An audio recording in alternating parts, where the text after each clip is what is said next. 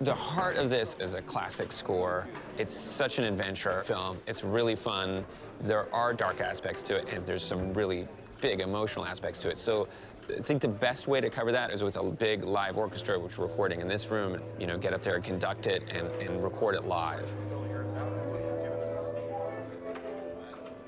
On this film, I started before it was shot. Jonathan and I started working together just talking about storylines. He was storyboarding. I wrote a whole bunch of themes before I saw a frame of the movie. It's almost experimental. You think, this would be really interesting, and I think write the music ahead of the movie, see what happens, or at least the themes.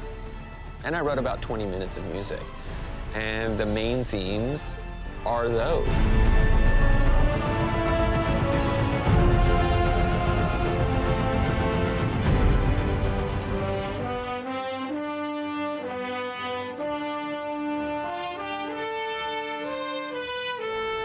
I'm a big fan of John Williams and his scores and so many others, but there's something about Raiders of the Lost Ark and the original Superman and these themes that are on the brass that feel bigger than life, but also adventure and fun, and it doesn't take itself too seriously, but at the same time, and you really need it to get emotional and powerful, you can. You want to be able to do those gear switches.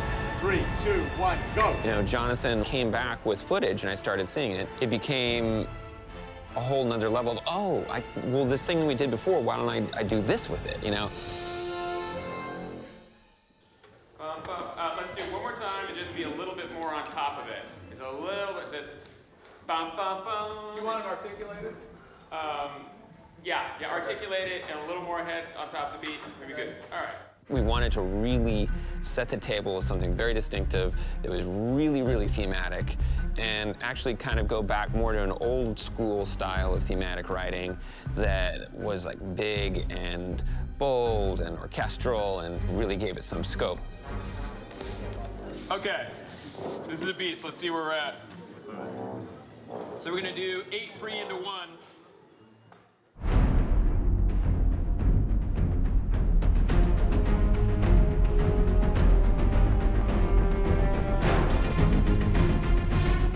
Comedy, there's these really insane action sequences, and then you have these emotional moments too. You know, sometimes it's 41 seconds of this and then 3 seconds of the other, and then you have to get emotional only 8 seconds later and be something incredibly sad. When you're writing the music, you have to really bob and weave.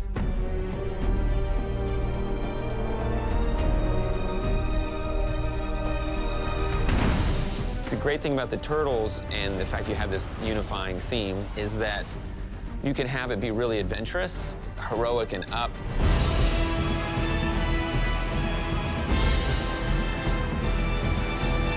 And you play the same theme in kind of a sadder version when something tragic happens.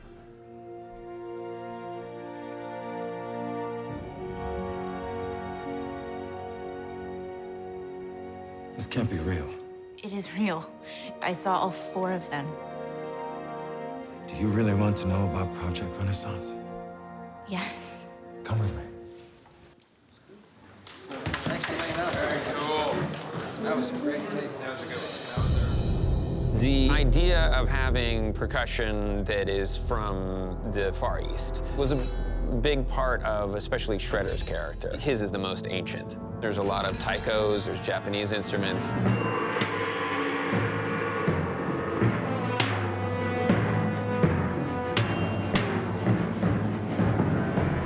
It's actually almost counterintuitive. The music feels like it's speaking to something ancient because the fact that Splinter teaches these turtles the old ways of becoming a ninja, and there's this kind of ancient backstory with Shredder, even though it's this contemporary setting. And when you combine this with orchestra playing these big melodies, it's like you have a really nice kind of palette to go from. And as the movie goes along, you start combining them, and then by the end you have everything stacked, and it becomes a very unique sound. Since you have on the surface the visuals of these turtles they got their gadgets and they all have their thing, giving it kind of a sense of history and scope and really adventurous, fun size was something that I really went for. It's an interesting process. Jonathan and I have been working together for over a decade, you know. We have a shorthand and a way of doing things that are unique in my career, so this one's been a lot of fun. It's been a long time coming.